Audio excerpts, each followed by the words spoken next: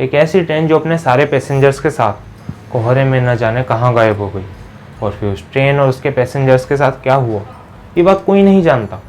किसी को कुछ आइडिया नहीं है कि आखिर इतनी बड़ी ट्रेन बिना कोई ट्रेस छोड़े कैसे गायब हो सकती है। इस केस पर काफ़ी लंबे समय तक इन्वेस्टिगेशन की गई, लेकिन कोई कुछ कंक्लूड नहीं कर पाया।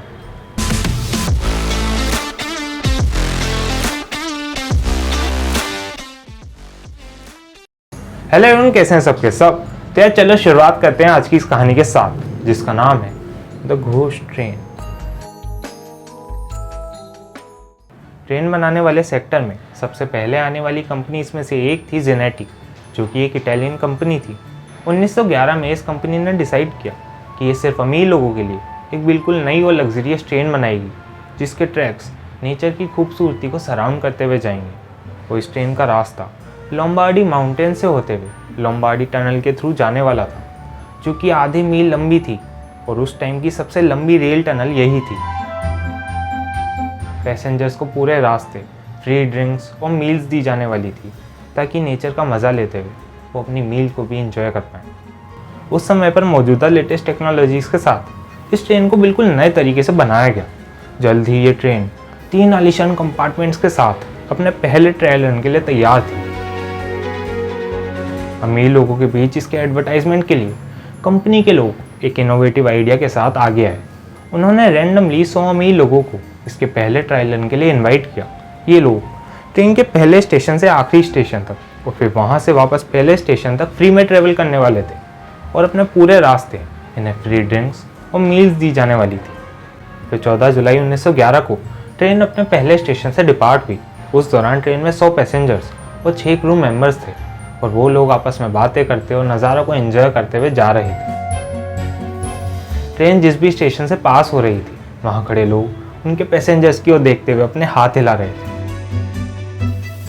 फिर अपने आखिरी स्टेशन पर कुछ देर रुकने के बाद ट्रेन ने अपनी वापसी जर्नी की शुरुआत की।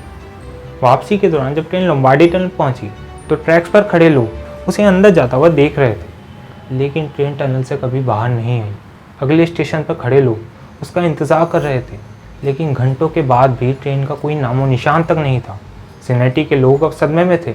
उन्हें समझ नहीं आ रहा था कि आखिर ये क्या हो गया। जल्दी एक इन्वेस्टिगेशन टीम को ट्रेन और उसके पैसेंजर्स की खोज के लिए बुलाया गया।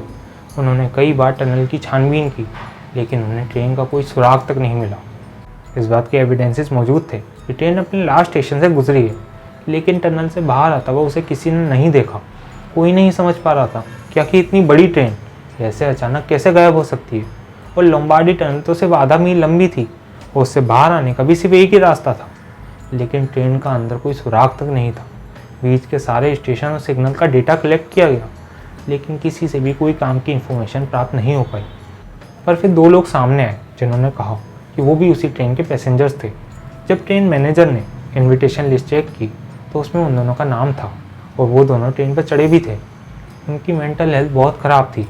साइकाइट्रिस्ट ने कहा कि उन्हें स्ट्रेस और स्लीपिंग डिसऑर्डर है। फिर जब फाइनली वो दोनों ठीक हुए, तो उनसे ट्रेन के बारे में पूछा गया। पहले पैसेंजर ने इस इंसिडेंट के बारे में कुछ भी कहने से साफ इनकार कर दिया, लेकिन दूसरे ने बताया कि जब ट्रेन लोम्बार्डी टनल के पास पहुंची, तो सफ़ेद कोहरा ट्रेन को कवर करने लगा। जैसे जैसे ट्रेन अंदर जा रही थी, कोहरा घना होता जा रहा था।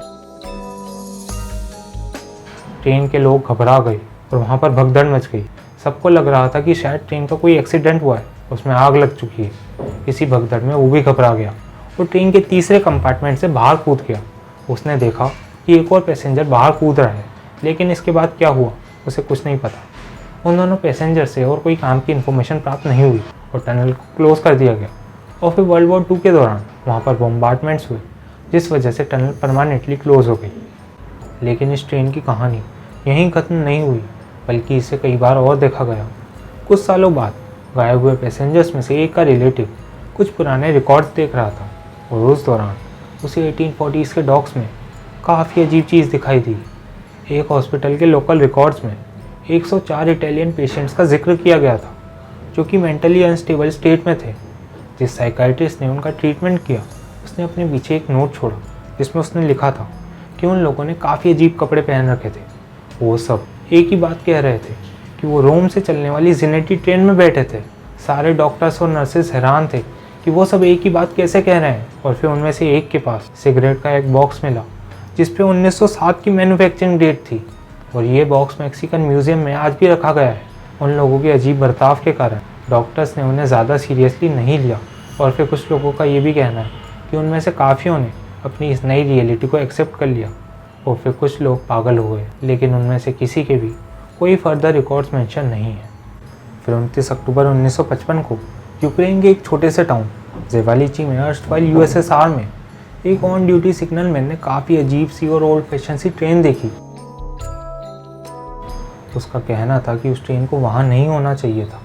वो ट्रेन माउंट गैसफर्ड के साइड से बाहर निकली, उसमें कोई लाइट्स नहीं थी, और फिर वो ट्रेन ज़मीन पर चल रही थी जहाँ पर कोई ट्रैक्स नहीं थे।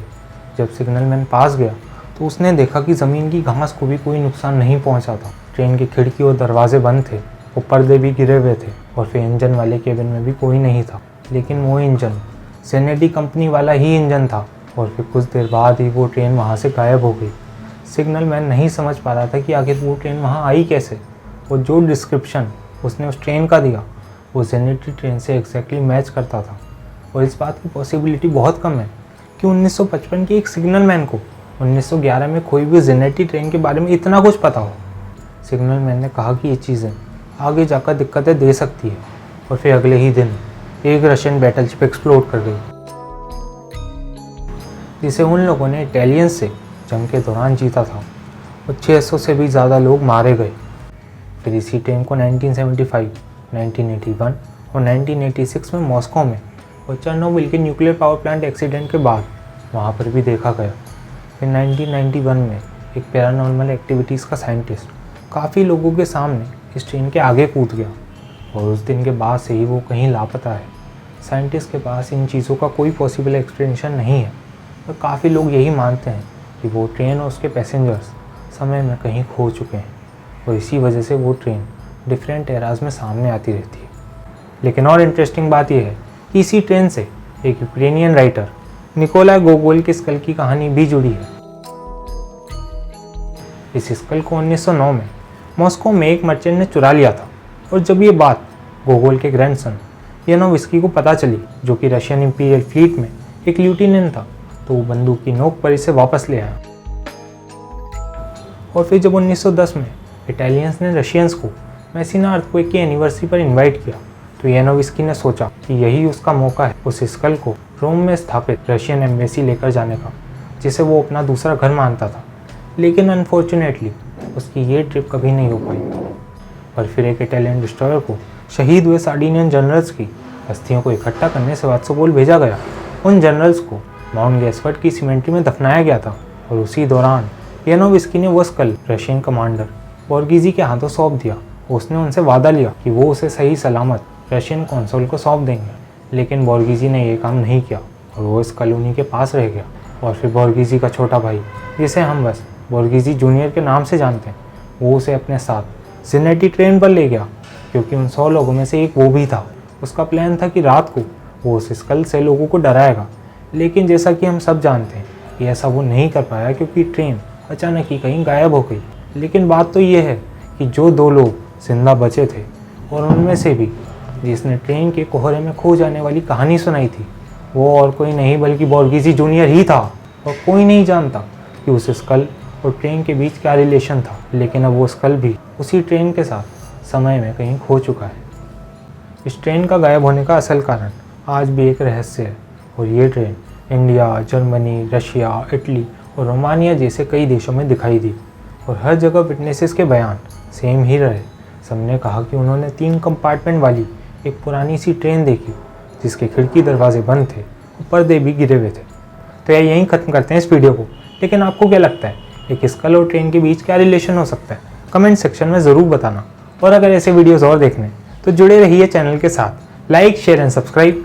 जल्दी मिलेंगे अगली वीडियो के साथ, तब तक के लिए बाय बाय, टेक केयर।